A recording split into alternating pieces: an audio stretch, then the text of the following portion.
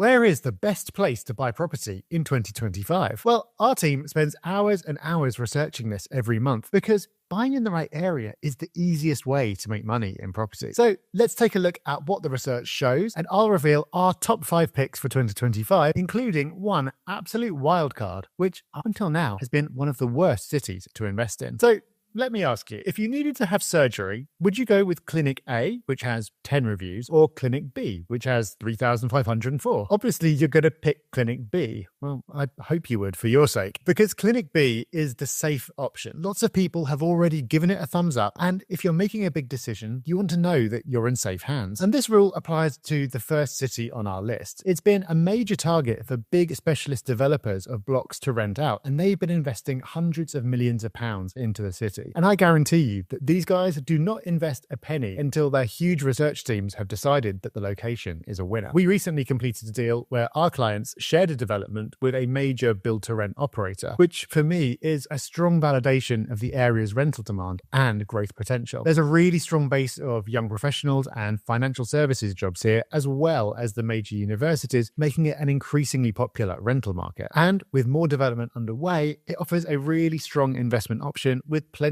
of future potential. So the first place that we'll be looking to do deals in 2025 is Leeds. City number 2 is like a bottle of good wine. It just keeps on getting better with age, so we keep on buying there. The vibrant city centre still has way more demand than supply. Again, even after years of growth, purchase prices are still pretty reasonable. So this area is ideal for investors who are looking for both immediate returns and long-term growth. If you're a regular viewer, you've probably guessed at this point that I'm talking about Manchester. But beyond just the city centre, the hotspot extends to Greater Manchester too. And we see great potential in places like Bolton, Wigan, and even Media City in Salford due to their amazing transport links into the city centre and their affordable prices. We did some great deals in Greater Manchester last year, and we're planning more of the same for 2025. By the way, if you want a more detailed breakdown of our favourite investment areas around the UK, you can download our property toolkit in the description. So over the past few years, this city has started showing signs of becoming a similar success story to Manchester. It's been growing like crazy, but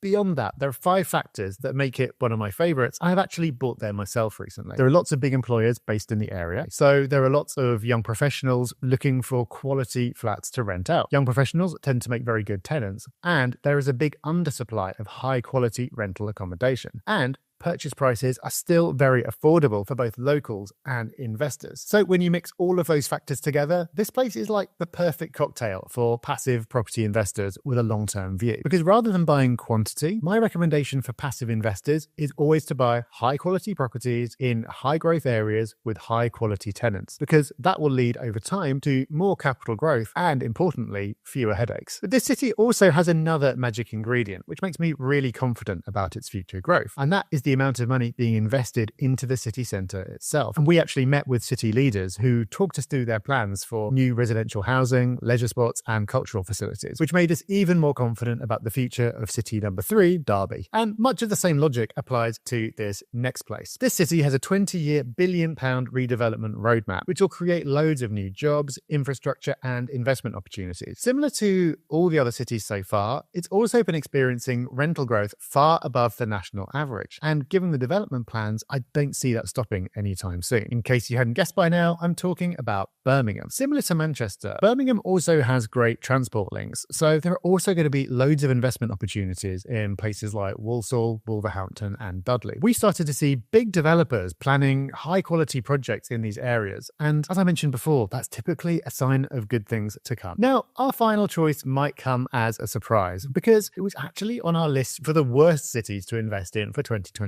And for good reason. As an investment, this city has struggled ever since 2016. That's because after the crash in 2008, prices rose so rapidly that by 2016, nobody could afford to buy there anymore. So it's been languishing near the bottom of the growth table for quite a few years because rents and prices couldn't go up until wages went up. But The beauty of this place is the long-term growth opportunity and the stability of the investment. Regardless of your short-term returns, you know that your money is going to be safe here over the long term due to the city's prestige. It is the capital, after all. Yes, I am talking about London, and we're just in the early stages of starting to get interested in buying there again for a few main reasons. First is that prices in the wider southeast and commuter areas have fallen, but London over the last 12 months has started to rise a little bit. So even though all the same factors around affordability apply in the southeast, London, because of its prestige and international appeal, is showing signs of relative strength. Also, purchase prices have barely gone up for a long time, but rents over the last couple of years have gone up significantly, meaning that suddenly yields for investors are starting to look okay again. This means that there will now be some opportunities where the short-term numbers add up and where the long-term investment case is super strong. So I'm not saying that there are great bargains to be had in London, because it is still going to be expensive. You will be able to get higher short-term returns elsewhere. But if